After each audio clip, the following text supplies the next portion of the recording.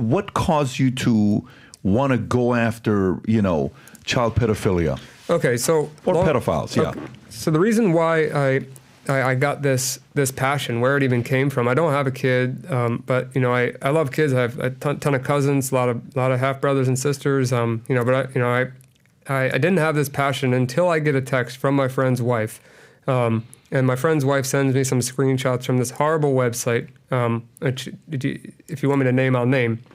And it's in one of those screenshots, there was a father that posted a picture of their kid in the bathtub, and you could see their back, so you could tell they were nude.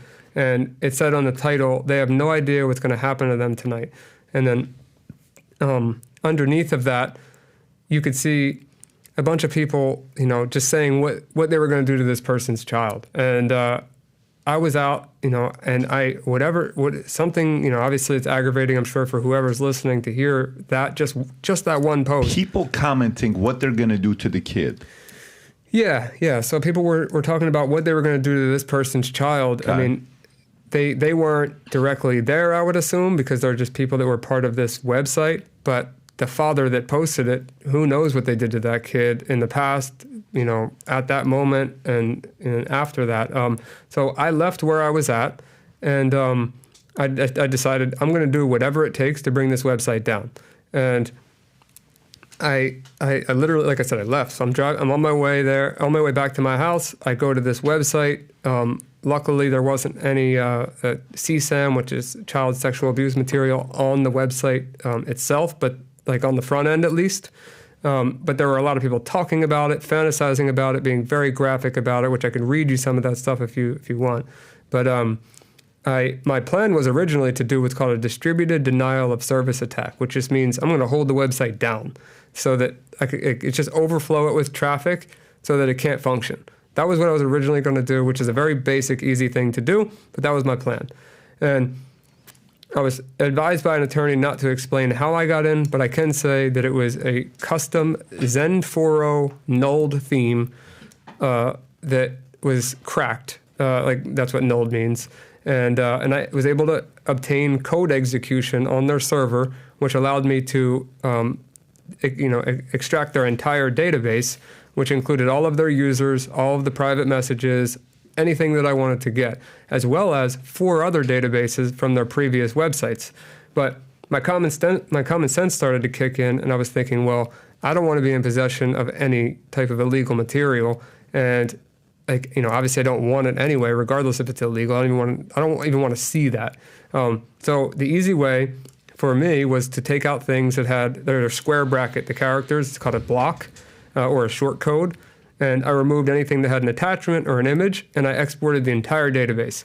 So after exporting that database, I saw the first user, the administrator of the website, was a guy named Nathan Larson. Mm-hmm. And he was a person that ran for Congress twice in the state of Virginia. And I was able to confirm without doubt that he was the owner administrator of this website, rapey.su. rapey.su. And he had three different rapies. There was rapey.su, rapey.to, and yes, that's exactly him. So at that point, I'm thinking, okay, this guy he's a little bit of a nut job, like outside of being a pedophile, like just looking into him. He was into like white supremacy. He was into being against women, or just I think no, it wasn't against women. I think it was what's it called? Being an incel, like involuntary celibate. So this guy just was a whack job around the board, on top of being a pedophile and openly admitting to being a pedophile as running for Congress. So the first thing that I did was I called my lawyer, because I was like, I have all of this data, and there is a politician that is running this website. And my lawyer then reaches out to a task force. I don't know exactly which one he reached out to. I then reach out to the National Center for Missing and Exploited Children. I hit up their tip line with as much data as I could give them, fully expecting them to give me a call or to come to my house to grab that data. And then after hearing nothing from them, I called an attorney in Virginia as well, and where he lived at the time, and told them the story. They were not much help. And I was fully expecting the feds to show up at my door, seize my equipment, do whatever. I was willing to do whatever it took because I knew that 12 people have to tell me I'm a criminal if I take something to trial. And I don't think in this case, with me timestamping everything that I did and, with all of the intentions that I had, it was pretty obvious that my intention was good from the start. 12 people have to say, you broke the law, you're going to go to jail for exposing a pedophile ring. So I was willing to take those chances. I'm waiting for them to come take my stuff. Somebody's going to bail me out, whatever it is. I'm going to do it. It's all going to be fine. But nobody comes.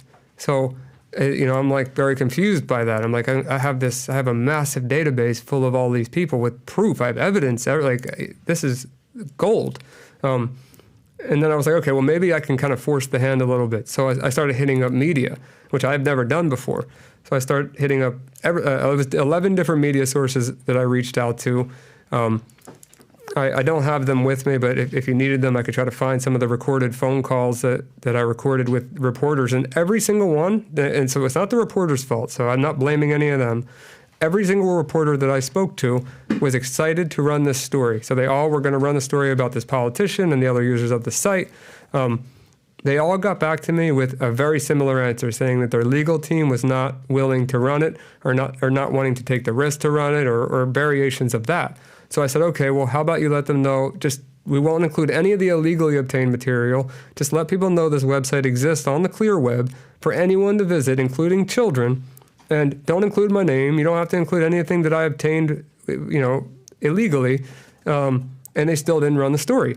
So 6 months later, after, me just not understanding why nothing is happening, Nathaniel Larson gets arrested at a layover in Denver, Colorado with a 12-year-old girl that he raped and kidnapped. And I remember, right now my stomach just dropped thinking about it. It's because it was like I could have prevented that situation. What year is this? What year? Because he's been accused a few times. What year was that? I don't remember the exact year, but if you find, if you look up Nathan Larson, Colorado, you'll get the exact year. In 2020, he was arrested. Larson served 14 months in prison for felony of threatening the president of the United States since 2008. So that's one. Then 2020, he was arrested at Denver International Airport, so 2 years ago, for kidnapping a 12-year-old girl facing up to life in prison. So this is 4 years ago when that happened. Yes. So but when he got arrested was 6 months after I already knew he was a threat to children. And it was very frustrating that nothing happened. Why do you think those guys didn't want to do anything about it? I wish I knew, but at the time I wish that I knew. I know a little more now, but what happened was, so that, this guy ends up going to prison. There's a ton of articles about him getting arrested for that. Right. But there are, nothing about his website. They didn't talk about this website anywhere. Yeah. And there is so much to be discovered, so many people that need to go to prison that are actively hurting kids, and not only just the weirdos and dangerous people on that site, but the children on that website that were selling themselves to these people, which I'll go more into that later, that I was able to confirm that a lot of them, they weren't fantasizing, pretending to be kids. There were actual children on this website. And by the way, he ended up dying from committing suicide 2 years later. That's what I wanted to bring up last, was he went to prison and he starved to death, but they claim it's suicide. I don't care whether it was suicide or not. I don't think he deserves to breathe the same air as us. But I find it hard to believe that a jail would take on the liability without jamming a straw down your throat or a tube down your throat to feed you and let you die from starvation. I just find it hard to believe. I feel like the inmates... What are you saying? You're saying somebody took him out? I think just, if the inmates are in control of your food and, I got it. I think that there's a possibility that happened. I'm not a conspiracy theorist, but I got you. I just find it hard to believe a jail would take on that liability. Let me ask you a question. So how much of this you think is happening right now? How much do you think of pedophilia and pedophiles? Obviously, you're seeing a lot of movement with these guys. The YouTubers are going out there catching people with, hey, this guy's getting a 13-year-old, and then boom, they're punching him in the face. Rob, I'm sure you have some of the clips to show. I'm sure you've seen it as well. Yeah, I did it. I did it as well. Oh, really? Yeah, that's part of this story. Well, hey guys, my name is Ryan Montgomery, also known as Zero Day. I'm proud to be part of the app Minect. If you have any questions regarding child safety, cybersecurity, or even any of the gadgets that you see me use all over the internet, feel free to reach out. I'd be happy to help you with any questions or concerns you may have. Stay safe. So if you like this clip and you want to watch another one, click right here. And if you want to watch the entire podcast, click right here.